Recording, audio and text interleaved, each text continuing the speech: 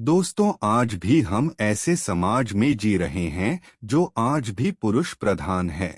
आज भी जब लड़की का जन्म होता है तो अधिकतर घरों में मायूसी छा जाती है। और मित्रों, यह और कुछ नहीं बल्कि हम मनुष्यों की अज्ञानता है। लड़की को बोझ समझते हैं, परंतु आपको जानकर हैरानी होगी कि लड़की का जन्म हर किसी के घर में नहीं होता, बल्कि उसी के घर होता है जो भाग्यशाली होते हैं और अपने पुण्य कर्म अर्जित किए होते हैं। और आज हम आपको यही बताने जा रहे हैं कि भगवान कैसे घरों को लड़की का जन्म देने के लिए चुनते हैं, और वह कौन से पुण्य कर्म है जिसकी वजह से कोई भी इंसान बेटी का माँ या बाप बनता है। आप सबका हमारे चैनल में स्वागत है। अगर आप भी श्री राम के भक्त हैं तो कमेंट में जय श्री राम जरूर लिखें। तो चलिए शुरू करते हैं आज की प्रस्तुति। एक दिन भगवान श्री कृष्ण से अर्जुन पूछते हैं कि माधव, किन कर्मों के कारण पुत्री धन की प्राप्ति होती है, अर्थात कैसे घरों में बेटियों का जन्म होता है। तब श्री कृष्ण अर्जुन से कहते हैं, हे पार्थ, अगर किसी के घर बैठे ही भाग्य अच्छे होते हैं तो बिटिया सौभाग्य से, और जो भी स्त्री या पुरुष अपने पूर्व जन्म में पुण्य कार्य अर्जित किए होते हैं उन्हें ही एक बेटी के माता पिता होने का सौभाग्य प्राप्त होता है।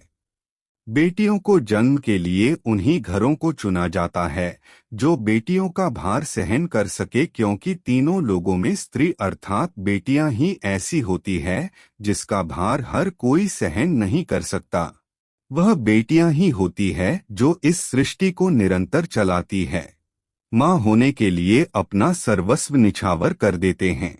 हे अर्जुन, जिस दिन इस सृष्टि में बेटियों का जन्म लेना रुक जाएगा उस दिन धीरे धीरे इस सृष्टि का अंत हो जाएगा।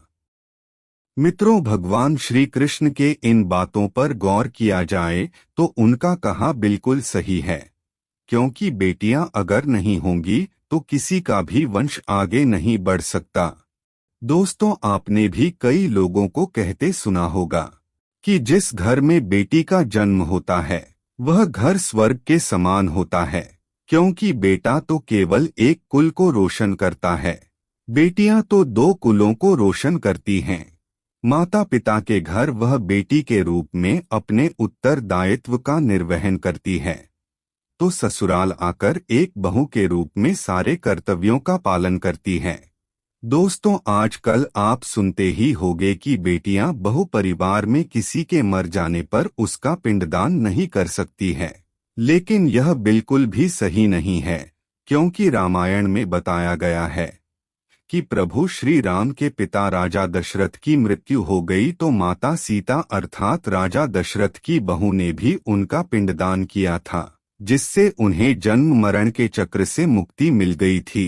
इतना ही नहीं, हिंदू धर्म शास्त्रों में बताया गया है कि बेटियां भी अपने पिता के नाम का पिंडदान कर सकती है। वहीं अगर ससुराल पक्ष में कोई पुरुष नहीं है तो इस स्थिति में बहू भी पिंडदान कर सकती हैं। इसलिए मित्रों, वह लोग बहुत किस्मत वाले होते हैं जिनके घर में बेटी जन्म लेती है। वही वह प्रबल किस्मत के होते हैं जिनके घर एक से ज्यादा बेटियां होती हैं। शायद यही कारण है कि बेटियों को लक्ष्मी कहा गया है। दोस्तों, बहुत से लोगों की सोच यही होती है, बेटी है तो बिना समय गवाएं और इस पर पढ़ाई में पैसे लगाएं, जल्द से जल्द उनकी शादी कर दो। लेकिन यह सोच एक बेटी के भविष्य को बर्बाद कर देती है। जरा सोचिए, एक बच्ची के मन में कितने सपने होते हैं, उसे कुछ करना है लेकिन यह सपने सिर्फ सपने ही रह जाते हैं। इसलिए अपनी बेटियों को सपने पूरे करने देना चाहिए। उन्हें जीवन में हर वह खुशी दे जो उन्हें मिलनी चाहिए। एक बेटे से ज्यादा एक बेटी हमेशा अपने माता पिता के लिए सोचती है। माता पिता को प्यार और अपनापन बेटी ही दिखा सकती है। बेटी के जन्म को एक जश्न की तरह मनाना चाहिए। माता पिता को बेटी को हमेशा एहसास दिलाना चाहिए कितने खास ये बेटी है। मित्रों, बेटी कभी भी बाप पर बोझ नहीं होती, वह सिर्फ अपनी और अपने परिवार की किस्मत बनाने के लिए जन्म लेती है। एक बार स्वामी विवेकानंद वैष्णो देवी मंदिर की सीढ़ियां चढ़ रहे थे। बगल से किसान अपनी बेटी को कंधे में बिठाए चढ़ाई चढ़ रहा था। तभी स्वामी विवेकानंद ने कहा कि बाबा, आपकी बेटी का बोझा आपको लग रहा होगा, इसको मैं उठा लेता हूँ और माता वैष्णो के दरबार तक ले चलता हूँ। सबके सामने स्वामी विवेकानंद से कहा कि बेटी कभी भी बाप के कंधे पर बोझ नहीं होती। बेटियां अगर बाप के कंधे पर हो तो वह हर बोझ को हल्का कर देती है। मित्रों, बेटियां कभी भी धन की भूखी नहीं होती, वो सिर्फ मान और सम्मान की भूखी होती है। अब सोचने वाली बात है कि कौन से कर्म के बाद माँ लक्ष्मी किसी के घर लड़की के रूप में जन्म लेते हैं और उनके घर के लिए लक्ष्मी का रूप साबित होते हैं। गरुड़ पुराण में बताया गया है कि जब आत्मा को नया जन्म मिलता है तब आत्मा को शरीर के अनुसार व्यवहार में चलकर अपने कर्म करने होते हैं। शरीर के जरिए कर्म करके ही एक आत्मा अपने जन्म के उद्देश्य को सार्थक भी बना सकती है और निरर्थक भी।